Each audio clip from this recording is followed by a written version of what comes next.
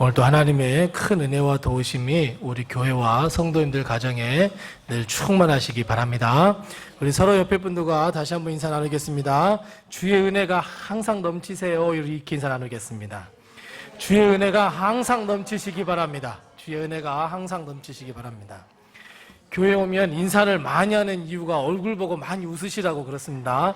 세상에 나가면 그냥 얼굴 찌푸리는 일이 많은데 교회 오시면 우리 지사님, 권사님 이렇게 얼굴 보면 그냥 항상 밝고 또 행복하고 해바라기 같아서 자주 인사하라고 합니다. 웃을 때마다 항상 인사할 때마다 웃는 얼굴로 함께 평안을 누리시는 성도님들 되시기 바랍니다. 우리가 즐겨보는 스포츠에는 정말 여러 가지 종목이 많이 있습니다. 그것도 스포츠 종목이야? 하는 것이 있을 정도로 스포츠에는 정말 수많은 여러 가지 종목이 있습니다. 그 중에서 스포츠에 있어서 가장 기본적인 것은 무엇이냐면 달리기입니다. 육상 달리기입니다. 달리기 종목에는 단거리도 있고 중거리도 있고 장거리도 있습니다. 근데 저는 그 달리기를 볼 때마다 참 의아해하는 게 한 가지가 있습니다. 뭐냐면 하나는 똑같은 출발선에서 빵 하는 이 출발 총성 똑같잖아요. 근데 왜 도착은 다 다를까 하는 생각입니다. 똑같은 출발선입니다. 빵 하는 소리도 똑같습니다. 또 맞이하는 바람도 똑같습니다. 공기의 흐름도 똑같습니다. 그러면 도착도 똑같아야 되는데 어떤 사람은 일찍 도착하고 어떤 사람은 늦게 도착하고, 또 한 가지 드는 생각은 무엇이냐면 저 사람은 분명히 달리기를 못할 것 같은데 1등으로 결승점에 탁 들어갑니다. 저 사람은 왜 저렇게 됐을까? 물론 키라든가 체력이라든가 또 어떻게 훈련을 받아왔는가 뭐 이런 것에 대해서 가끔은 달라질 수 있겠지만 볼 때마다 왜 저렇게 똑같은 상황인데 왜 도착은 다르게 할까? 라는 생각을 한 번씩 할 때가 있습니다. 우리는 오늘 말씀을 통해서 라이벌에 있는 두 가문을 발견하게 됩니다. 한 가문은 왕이었던 사울 집입니다. 사울 가문이고, 다른 한 가문은 이제 막 왕이 된 다윗 가문입니다. 한 가문은 없어지는 가문이고 한 가문은 막 떠오르는 가문입니다. 이스라엘 백성이 하나님한테 배은망덕하게 하나님의 은혜를 다 잊어버리고 이제 우리 사사 필요 없고 다른 나라들처럼 왕을 세워주세요. 우리 눈에 볼 수 있는, 우리를 통치할 수 있는 왕을 세워주세요 라고 요구했습니다. 그때 하나님은 사무엘에게 이야기합니다. 이스라엘 백성이 사무엘 너를 버린 것이 아니고 하나님이 나를 버린 거야. 그리고 왕을 구하는구나. 그래, 그러면 왕을 세워주자. 그렇게 해서 세운 왕이 바로 사울 왕입니다. 그리고 사울 왕을 이어서 2대 왕에 오른 사람이 바로 다윗 왕입니다. 자, 그런데 사울하고 다윗하고 사실은 출발점이 똑같습니다. 그러니까 달리기에서처럼 출발선이라든지 출발 총성이라든지 달리는 환경이라든지 공기의 흐름이라든지 이 모든 것이 다 똑같습니다. 사울이나 다윗이나 출발선이 다 똑같은데 결승점에 도달해 보니까 사울은 지는 가문이 되어버렸고 다윗은 뜨는 가문이 되고 말았습니다. 도대체 이 레이싱을 벌리는 동안, 달리는 동안 여러분 어떤 일이 일어났을까요? 왜 그런 일들이 일어날 수밖에 없었을까요? 자, 사울하고 다윗하고 공통점이 있습니다. 그러니까 출발점이 똑같습니다. 사무엘상 10장에서는 사울이 왕으로 기름 받는 것을 기록하고 있는데 어떻게 기록하고 있냐면 사무엘상 10장 6절 말씀에 보면 이렇게 이야기하고 있습니다. 네가 변하여 새 사람이 되리라. 그러니까 과거에 어떻게 달려왔던지 간에 이제 왕으로 기름 부음을 받았으니 너는 새 사람이 될 거야 그랬어요. 9절 말씀에는 뭐라고 말씀하고 있냐면 사무엘상 10장 9절 말씀에는 하나님이 무엇을 줬다 그래요? 새 마음을 주셨어요. 자, 조금 더 나가 보겠습니다. 11장 6절 말씀에 보면, 11장 6절 말씀에 보면 이런 말씀이 있습니다. 사울이 하나님의 말씀을 들을 때에 뭐예요? 하나님의 영에 크게 감동되었다, 이렇게 이야기하고 있어요. 자, 사울의 첫 출발은 이래요. 왕의 첫 출발은 이렇습니다. 그럼 다윗을 한번 볼까요? 자, 다윗의 집에 한번 가보겠습니다. 다윗도 왕으로 기름 부음을 받았습니다. 똑같은 사무엘에게 받습니다. 사무엘상 16장 13절 말씀에 보면 이렇게 말씀하고 있습니다. 사무엘이 기름 뿔병을 가져다가 그의 형제 중에서 다윗에게 부었더니 이날 이후로 다윗이 여호와의 영에 크게 감동되니라, 이렇게 되어 있습니다. 그러니까 사울이든 다윗이든 그 출발점은 무엇이냐면 하나님의 영에 감동되었다로 시작을 해요. 과거에 어떻게 살아왔든지 간에, 어떤 삶을 살았든지 간에 왕이라고 하는 이 레이싱을 펼치는데, 달리기를 하는데 다윗이나 사울은 똑같은 환경에서 시작하고 있어요. 하나님의 영에 감동이 되었어요. 그것뿐이 아니에요. 사울 왕과 다윗 왕은 왕이 되었잖아요. 왕이 되었는데 이스라엘은 몇 개 지파였죠? 12개 지파였어요. 근데 사울 왕이나 다윗 왕이나 왕이 되었을 때 12지파 모두가 왕으로 인정하지 않았어요. 그러니까 한두 개 지파만 왕으로 인정한 거예요. 또 하나 또 있어요. 사울이든 다윗이든 자기는 왕이 되고 싶어서 왕이 된 게 아니에요. 사울도 처음에는 얼마나 겸손했는지 몰라요. 내가 어떻게 왕이 되겠냐고 했어요. 왕이 될 수 없다 그랬어요. 다윗도 마찬가지예요. 그냥 목동이었어요. 그냥 양을 치고 있었어요. 근데 아버지가 오라 그래서 가보니까 사무엘이 자기에게 왕으로 기름 부음을 받았어요. 그러니까 이런 것처럼 출발선은 똑같았어요. 그런데 오늘 본문 말씀을 보세요. 오늘 사무엘 3장 1절 말씀, 오늘 본문 말씀은 어때요? 결승점에 딱 다다랐는데 어떻게 돼요? 사울의 집은 어떻게 돼요? 점점 약해져 갔고 다윗의 집은 점점 강해져 갔고 왕성해져 갔고. 다윗하고 사무엘이 출발은 똑같았는데 결승점에 가서는 전혀 다른 모습이 됐어요.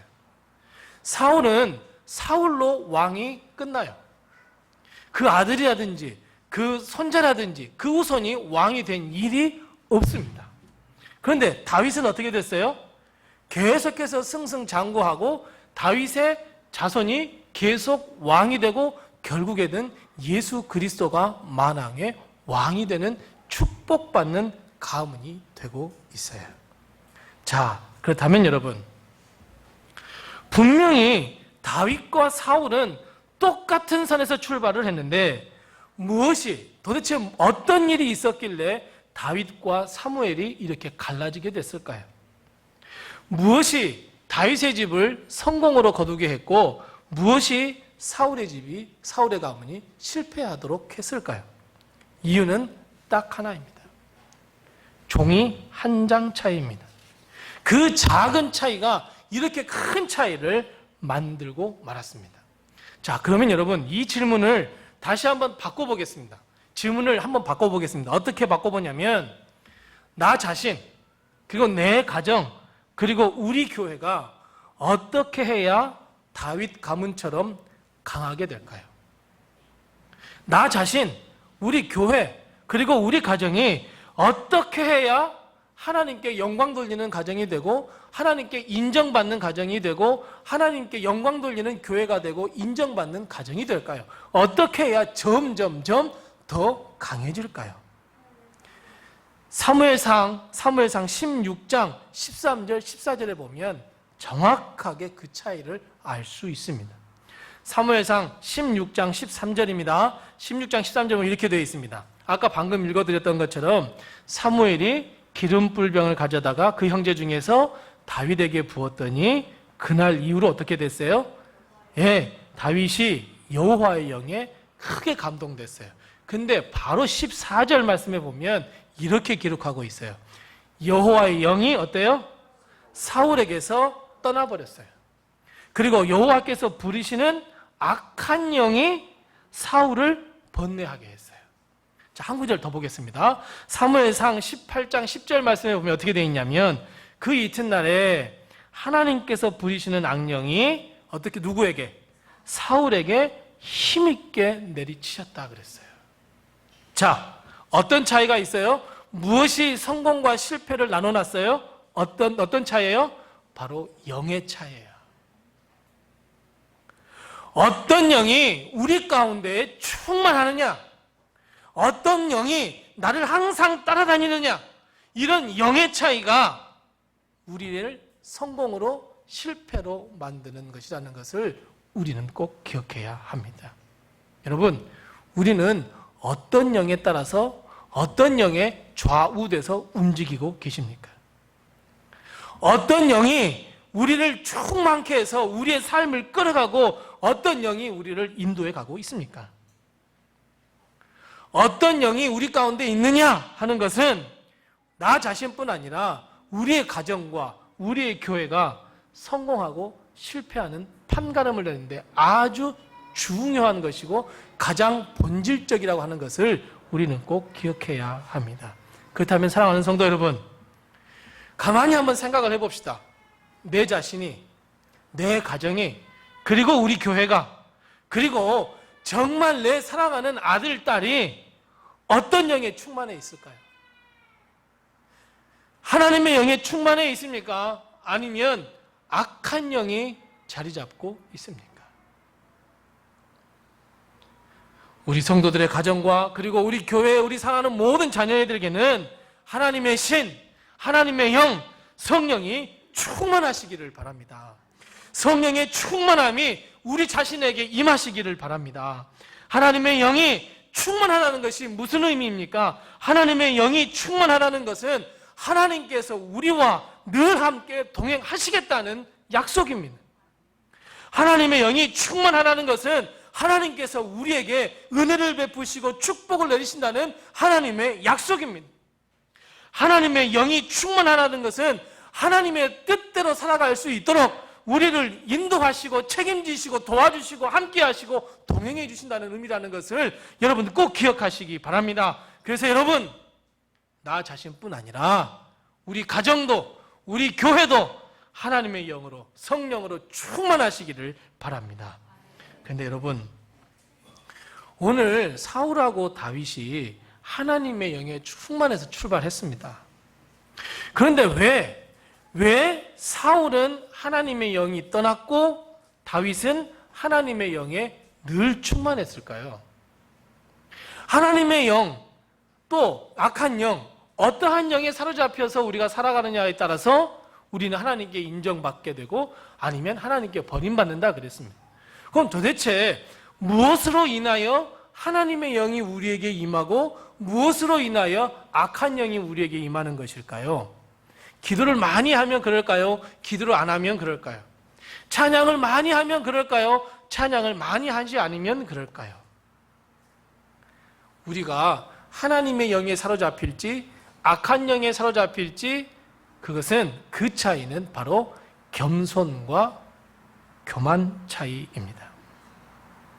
다시 말씀드리면 우리가 겸손해질 때 우리가 예수 그리스도를 본받아 더 낮고 낮아지면 하나님께서 우리에게 하나님의 영, 성령의 충만함을 부어주시지만 내가 교만해지면 내 안에 내 것으로 가득 차기 시작하면 하나님의 영은 떠날 수밖에 없다는 것 여러분 꼭 기억하시기 바랍니다.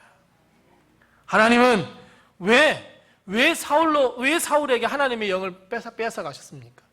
왜 다윗에게 하나님의 영은 계속 함께 하셨습니까? 우리가 잘 아는 사건입니다. 사울이 하나님의 명을 받았습니다. 아말렉 족속을 멸해라 그랬습니다. 그때 하나님께서 꼭 약속하셨습니다. 너 내가 아말렉 족속을 내 손에 붙일 테니까 어린아이도 좋아, 가축도 좋아, 다 죽여라고 이야기했습니다. 그런데 사울은 죽이지 않았습니다. 눈에 보기에 좋은 것은 다 남겨뒀습니다. 왜요? 내가 가지려고. 그런데 사울은 핑계를 댑니다. 뭐라고 핑계대요? 하나님께 좋은 것은 예배드려야죠. 예배드리기 위해서 내가 남겨놓았습니다. 라고 말하자 그때 하나님은 하나님의 영을 가져가셨습니다. 사무엘상 15장 11절 말씀 뭐라고 기록하고 있습니까? 내가 사울을 왕으로 세운 것을 내가 정말 후회하노니 그가 돌이켜서 나를 따르지 아니했다. 교만은 정말 이렇게 큰 일을 벌이고 맙니다. 내 안에 나의 것으로 가득 채우면서 내가 교만해지면 어떤 결과예요? 내가 하나님으로부터 뒤돌아서는 것이고 하나님은 하나님의 영을 가져가시고 하나님은 뭐라고 선포하셔요? 내가 저 녀석 때문에 내 아들을 준 것 나는 후회해 라고 말씀하신다는 거예요. 반면 다윗을 한번 볼까요? 다윗에게도 사실 엄청난 일이 일어났습니다. 무엇인가요? 우리아의 아내 밧세바를 취했습니다. 그때 하나님은 나단 선지자를 통해서 다윗을 책망했습니다. 사울에게 사무엘이 가서 당신 왜 그런 일을 했냐고, 왜 저걸 살려두었냐고 책망했을 때와 마찬가지로 다윗은 나단 선지자가 가서 책망을 하게 됩니다. 그때 다윗은 어떻게 했습니까? 그 말씀을 수긍하고 회개했습니다. 회개는 겸손입니다. 맞아, 내가 하나님의 말씀을 순종하지 못했어. 내가 하나님의 말씀대로 살지 못했어.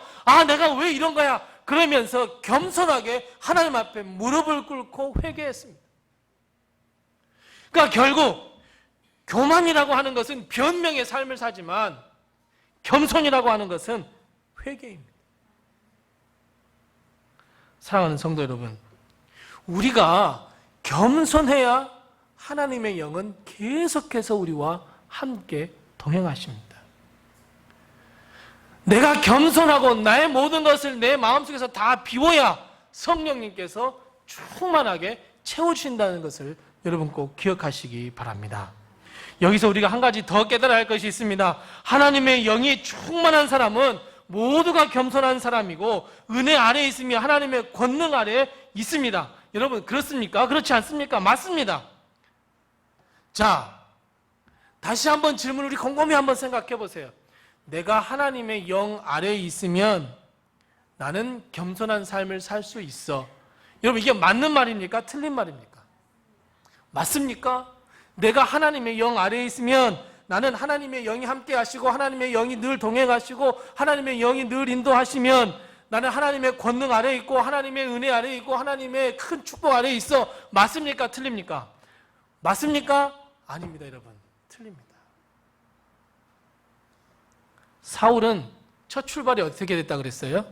하나님의 영이 충만했고 하나님의 영이 늘 함께 했다 그랬어요. 그런데 아말렉 족속 이야기할 때 어떻게 이야기했어요? 교만해졌어요. 무슨 말입니까? 하나님의 영이, 하나님의 신이, 아니 나 성령이 충만한 사람이야 라고 우리가 내 자신을 안위시키고 내 자신이 안주한다면 그곳에 조용히 악한 영이 들어와 우리는 교만해지기 마련입니다. 그러니까 한번 성령 충만함을 한번 받았다고 해서 내 인생이 끝날 때까지 성령이 충만한다? 아닙니다. 내가 한번 하나님의 은혜를 크게 받았어. 그랬다고 해서 그 한 번의 은혜가 내 평생 끝까지 간다? 아닙니다. 성령 충만함과 하나님의 큰 은혜는 단발성이거나 일회성 사건이 아니라는 것을 여러분 꼭 기억하시기 바랍니다. 그러니까 우리는 늘 기도할 때마다 하나님, 내 안에 하나님의 영으로 충만케 해달라고 늘 기도하셔야 됩니다. 그래, 그때 내가 하나님의 영 충만하게 받았어. 오늘 또 내일 또 내일 모레 나 죽을 때까지 하나님의 영이 충만할 거야. 절대 그렇지 않습니다. 나 하나님의 은혜를 충만하게 받았거든. 자, 내일 또 모레도 한 달 후에도 1년 뒤에도 그 하나님의 은혜가 충만할 거야. 천만의 말씀이야. 절대 그렇지 않습니다. 우리는 얼마나 변덕쟁이인지 몰라요. 사람은 얼마나 변덕쟁이인지 몰라요. 내가 좋을 때는 하나님의 은혜에 감사합니다. 하나님께서 도와주셨습니다. 랄랄라 하면서 즐겁게 찬양하면서 삶을 살아요. 그런데 내 앞에 시험이 닥쳐요. 힘든 일이 닥쳐요. 좀 고난이 닥쳐요. 그럼 나는 하나님이 없다고 믿어버리는 게 우리지 않아요? 하나님이 영이 충만하다면서 어떻게 하나님이 없다고 이야기해요? 하나님이 영이 충만하다면서 어떻게 하나님이 계시지 않다고 여러분 부인할 수가 있겠어요? 어떤 날은 하나님과 늘 동행하면서, 어떤 날은 하나님과 동행하지 않으면서, 어떤 날 하나님의 은혜 가운데 살면서, 어떤 날 하나님의 은혜 안에 살지 않으면서. 이것이 신실한 삶일까요? 이것이 하나님의 신에 감동된 삶일까요?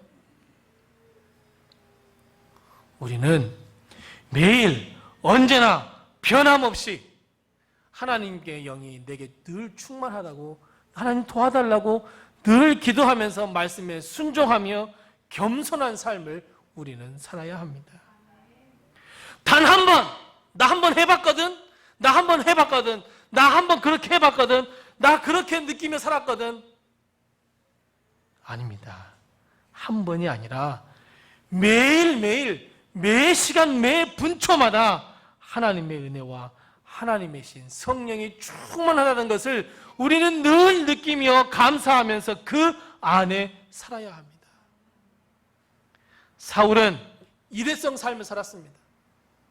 하지만 다윗은 매일 성령 충만한 삶을 살려고 노력했습니다. 그 차이가 바로 오늘 이 결승점에서 다윗은 승승장구하고 사울은 약해져가는 가문으로 만들고 말았습니다. 사랑하는 성도 여러분, 나 한번 옛날에 성령 충만함 받아봤거든, 나 하나님의 은혜를 경험해봤거든. 여러분, 우리 이 말 다 버려보십시다. 우리는 매일 아침에 눈을 떠서 하나님, 오늘 또 살아갈 힘을 주시고, 오늘 성령 충만케 하시고, 오늘 내게 귀한 은혜를 베풀어 달라고 기도로 시작하는 우리 사랑하는 성도들 다 되시기 바랍니다.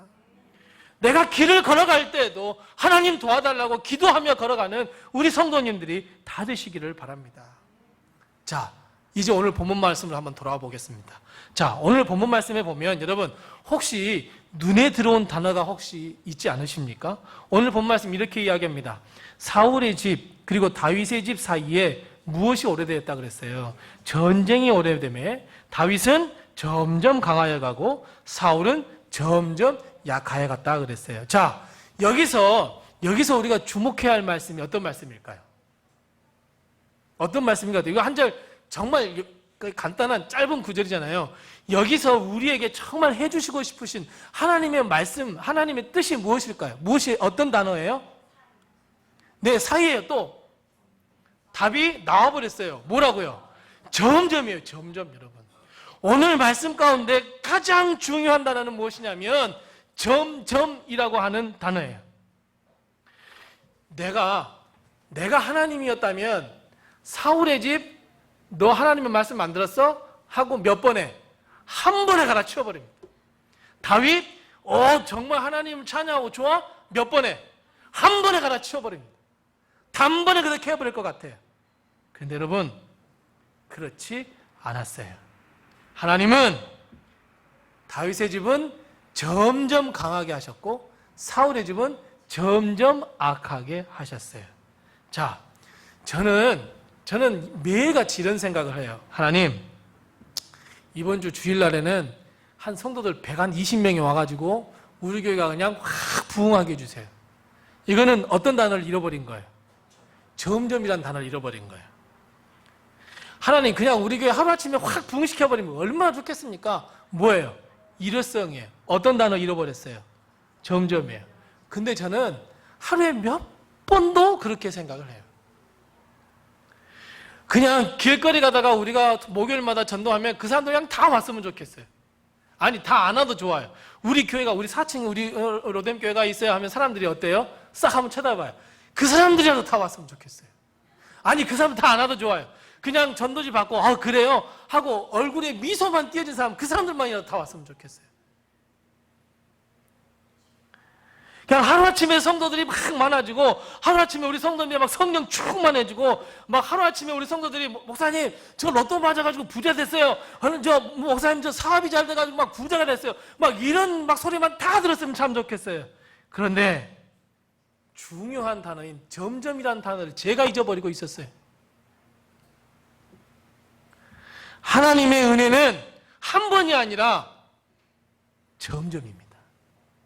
하나님의 은혜는 한 번이 아니라 점점이라고 하는 것을 여러분 꼭 기억하시기 바랍니다. 아멘 적으시네요. 한 번에 확 되고 싶으신가 봐요. 저같이. 여러분, 점점이라는 것이 정말 하나님의 큰 은혜입니다.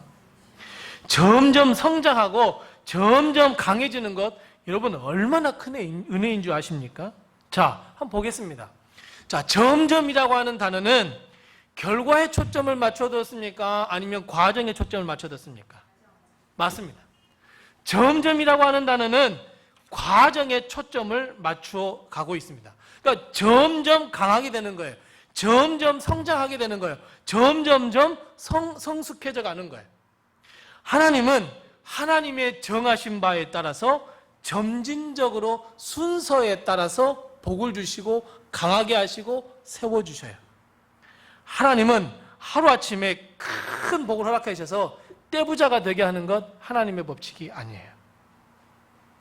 하나님은 하루아침에 쓰러졌던 가문을 확 일으키는 분이 아니에요. 하나님은 정하신 그때를 기다리세요.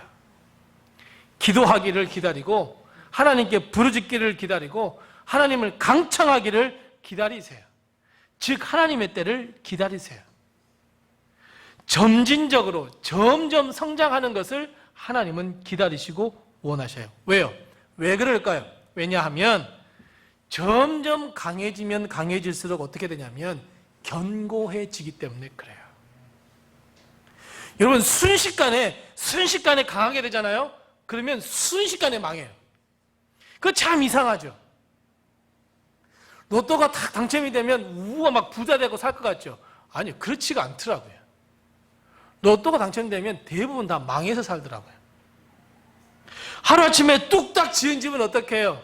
하루아침에 뚝딱 흔들리면 무너져 버려요. 하루아침에 믿음이 폭발적으로 성장했잖아요. 하루아침에 폭발적으로 확 가라앉아 버려요. 그리고 세상에 나가서는 그렇게 해요. 내가 교회 다녀봐서 아는데, 내가 믿어봐서 아는데 아는 척해요. 하루아침에 올랐던 부글부글 끓었던 믿음은 하루아침에 식어버려요.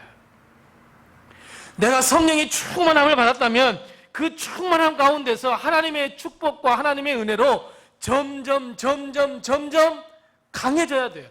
그래야 흔들리지 않는 믿음이 된다는 것을 여러분 꼭 기억하시기 바랍니다.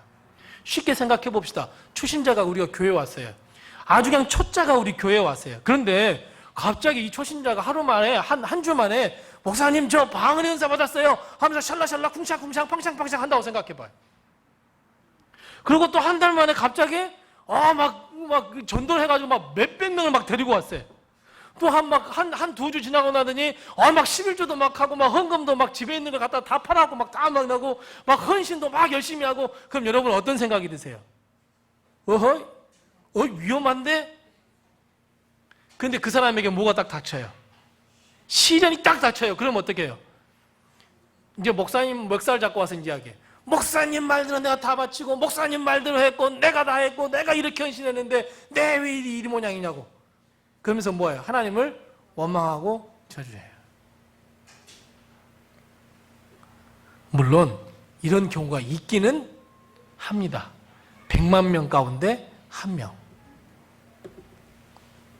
그렇지 않습니다. 그건 정말 위험한 일입니다. 초신자가 우리 교회에 와서 처음에는 예배도 빠져요. 우리를 막 애달퍼요. 주일 성수했으면 참 좋겠는데, 기도 생활했으면 참 좋겠는데. 근데 그 사람이 어느 순간에 은혜를 받더니 이제 주일 성수를 쭉 해가요. 자, 그 다음에 이 사람이 하나님의 말씀을 보기 시작해요. 기도하기 시작해요. 이렇게 믿음이라고 하는 것이 점진적으로 점점 성장해야 합니다. 그리고 어때요? 조금씩 변화받기 시작해요. 처음에 교회 나오긴 나왔는데 내가 구원을 받았는지, 내가 믿음이 있는지 없는지 이런 확신이 없던 사람이 조금씩 변해요. 조금씩 헌신도 하고 전도도 해요. 세례를 받고 또 직분도 감당해요. 점점 믿음이 깊어지고 넓어지고 높아져 가요. 이런 사람은 어떠한 시련과 고난이 올지라도 흔들림이 없습니다. 어떠한 유혹이 올지라도 흔들림이 없습니다. 여러분, 그래서 점점이라고 하는 것이 정말 하나님의 큰 능력이고 큰 은혜라는 것을 여러분 꼭 기억하시기 바랍니다. 또 하나 있습니다. 점점에 무서운 것이 하나 있습니다. 무엇입니까? 점점 약해져가는 사울의 가문을 보십시오. 점점 약해져 가면 내가 죽어가는지 모릅니다. 하나님은 분명히 사울을 보시면서 아니야, 난 버렸어 라고 말씀하셨어요. 그리고 하루아침에 확 무너뜨리면 어떻게 돼요? 이 사울이 아이고 하나님 잘못했습니다 라고 회개할 수도 있어요. 물론 하나님의 뜻이라면 회개해서 언젠가는 구원받게 하시겠지만 그렇지가 않아요. 그래서 여러분, 정말 우리는 우리의 영혼이 식어가는지 죽어가는지 매일 점검하셔야 됩니다. 자, 내가 예수님을 잘 믿었습니다. 이게 반대죠. 이제 나는 예수님을 잘 믿었어요. 정말 주일 성수도 하고 기도도 열심히 하고 헌신도 열심히 하고 뭐 교회일이라면 그냥 하나님께 막 더 기도하고 막 그랬어요. 근데 곰곰이 생각해 보세요. 한 달 전으로 한번 돌아가 보세요. 1년 전으로 돌아가 보세요. 아니 한 5, 6년 전으로 한번 돌아가 보세요. 그때는 정말 헌신을 이만큼 했는데 지금 이만큼 했다? 점점 죽어가는 거예요. 내가 깨닫지 못하는 거예요. 내가 2년 전, 3년 전, 4년 전에는 내가 하나님의 말씀이 이만큼 됐는데 내가 하나님의 말씀을 잘 묵상하고 기도하고 하나님께 헌신하고 눈물도 많이 흘리면서 이 정도 내가 깊이였는데 곰곰이 생각해 보세요. 지금은 헌신하자고 해도 나는 뭐 못한다고 그래요. 전도하자 그래도 못한다 그래요. 말씀을 보자고 그래도 못한다 그래요. 점점 죽어가는 나를 보지 않으세요, 여러분? 그럼 난 점점 죽어가는 거예요, 영혼이. 근데 그걸 어떻게 해요? 점점이라고 하기 때문에 깨닫지를 못하는 거예요. 그러니까 우리는 항상 점검하자는 게 뭐예요? 점검하자는 것은 어제 과거를 한번 보자고요. 내가 어제보다 더 믿음이 깊어졌는지, 내가 한 달 전보다 믿음이 더 깊어졌는지, 내가 1년 전보다 하나님의 말씀에 은혜를 받았는지. 나는 이 점점이라고 하는 단어를 가지고 한번 늘 우리는 고민하고 늘 우리는 점검해 보아야 합니다. 내가 몇 년 전에는 늘 잠에서 일어나면 하나님을 찬송하고 하나님을 찬양하며 늘 기도를 시작했는데 지금은 하나님 찬양 안 하고 세상 노래하고 기도하지 않냐고 말씀도 보지 않고 그냥 이렇게 살아가요. 이것이 점점의 무서운 측면입니다. 내 영혼이 죽어가는지를 몰라요. 그냥 예배는 나오니까 그냥 말씀을 듣고 찬양은 하니까. 그런데 한번 옛날하고 한번 비교해 보세요. 사울이 그런 지혜가 있었더라면 이런 일이 없었을 거예요. 사도행전을 보면 성령이 임합니다. 120명의 성도가 성령 충만하게 됐어요. 그리고 교회는 어떻게 변했습니까? 사도행전 2장 47절 말씀에 보면 뭐라고 말씀하고 있냐면 하나님을 찬미하고 또 온 백성의 칭송을 받으니 주께서 구원받는 사람을 날마다 더하게 하셨대요. 여러분, 날마다 더하게 하셨단 말이 뭐예요? 날마다 점점 더 많아지게 하셨단 말이에요. 120명이 성령 충만을 받았는데 그것이 200명이 되고 300명이 되고 400명이 되고 점점점 더 많아지게 하셨대요. 이게 하나님의 은혜예요. 이게 하나님께서 세우신 계획이란 말이에요. 여러분 생각해 보세요. 성령이 120명에게 충만하게 임했어요. 그리고 120명이 나가서 이 예루살렘의 복음을 전파했어요. 그런데 갑자기 하루아침에 예루살렘 전체가 성령 충만해서 예수님을 영접하였더라? 아니에요. 절대 그런 말씀 없어요, 여러분. 더 나아가 사도행전을 보세요. 어떻게 됐습니까? 제자들, 그리고 예수 그리스도가 세운 사람들, 그리고 바울의 제자들, 이 제자들이 전도 여행을 떠나지 않습니까? 전도 여행을 떠나서 어때요? 정말 많은 수고와 땀을 흘려요. 교회를 하나씩 세워요. 어떤 곳에서는 도시 전체에게 복음을 전했지만 겨우 한두 명 회심해요. 어떤 데는 가정에서 교회를 시작해요. 어떤 데는 그저 좀 머물렀는데 나가라고 그래요. 쫓겨나기도 했어요. 하지만 그 복음의 씨앗이 자랐어요. 30배 열매 맺었어요. 그 다음에 60배요? 아니면 100배예요? 점점 예수 그리스도를 믿는 사람, 예수 그리스도를 구주로 영접하는 사람들이 점점점 더 많아져서 초대교회라고 하는 거대한 교회를, 하나님의 역사를 세우고 있는 것을 보아요. 이게 점점의 역사예요.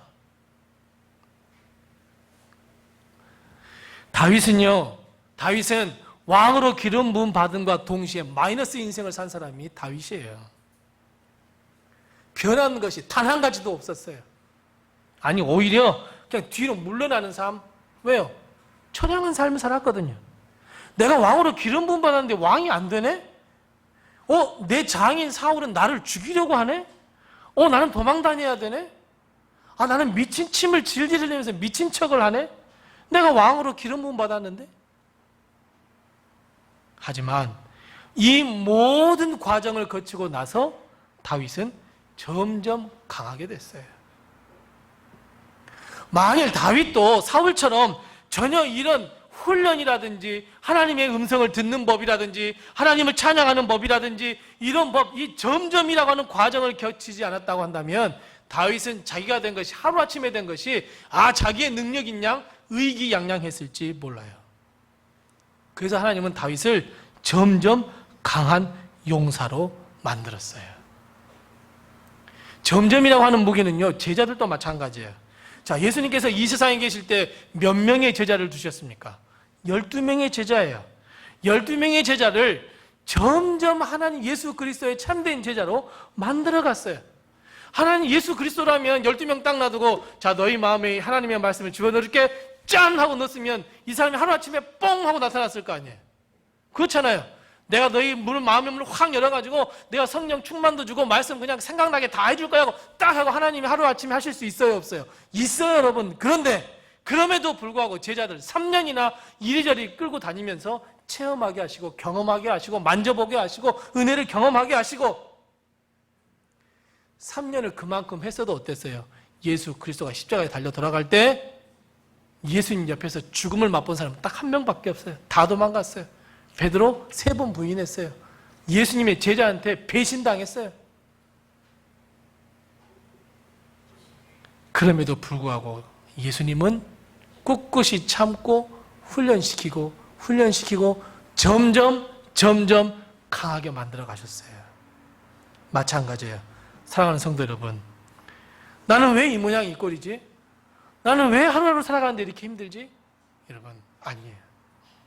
나는 지금 하나님의 역사를 위하여 귀하게 쓰임받는 과정 가운데 있고 점점이라고 하는 도구로 하나님께서 우리를 강하게 만들어가고 있다는 것을 고백하시고 인정하시고 믿으시기 바랍니다. 내가 어제는 이런 모습이었지만 오늘은 내일은 더 나은 모습이 될 거야. 여러분 믿으시기 바랍니다. 왜요? 우리의 어제 모습은 이보다 더 형편없다는 것을 깨달으시기 바랍니다. 우리는 어제보다 오늘이 더 강력해지고 그리고 내일은 더 강력해질 줄로 믿기 때문에 그렇습니다.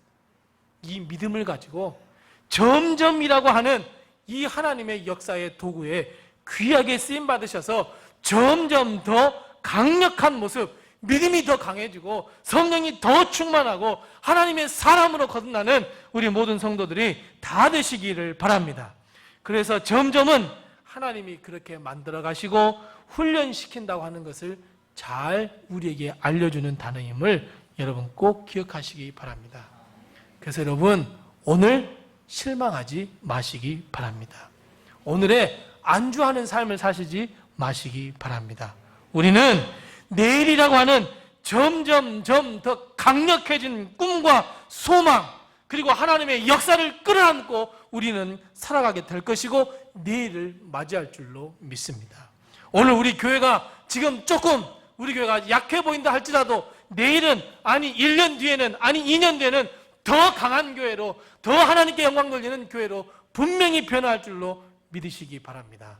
내 가정과 내 자녀들 지금 조금 약해 보이고 지금 아직 완성되지 않은 모습을 보인다 할지라도 내일은 모레는 1년 뒤에는 반드시 하나님께 쓰임받을 수 있는 자들이 될 수 있음을 믿고 기도하고 전진하는 우리 성도들 다 되시기 바랍니다.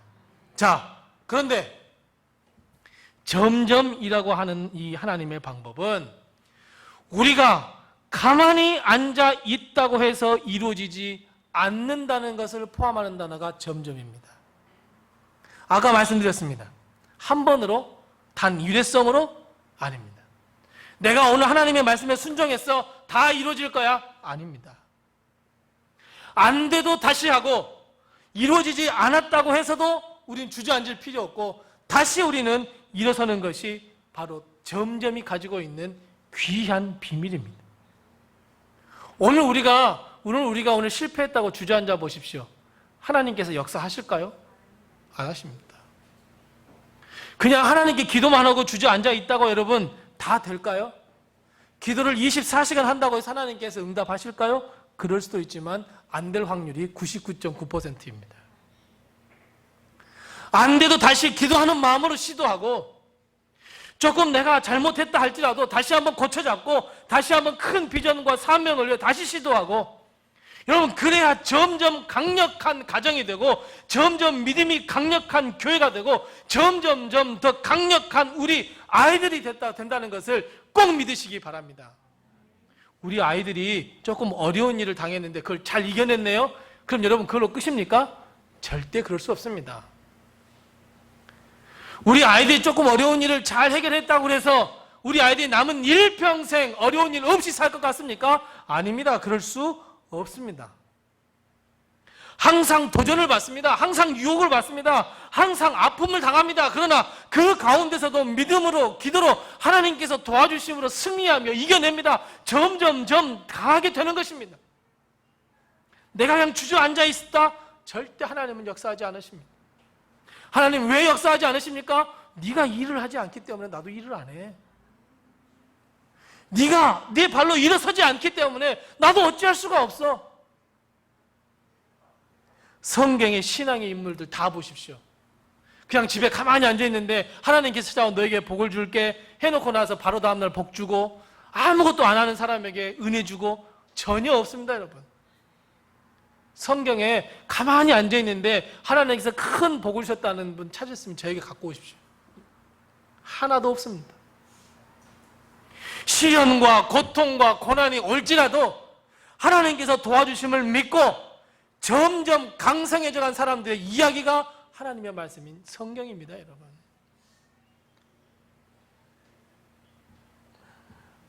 우리가 한 영혼 초청하자 그랬잖아요. 한번 해보자 그랬잖아요.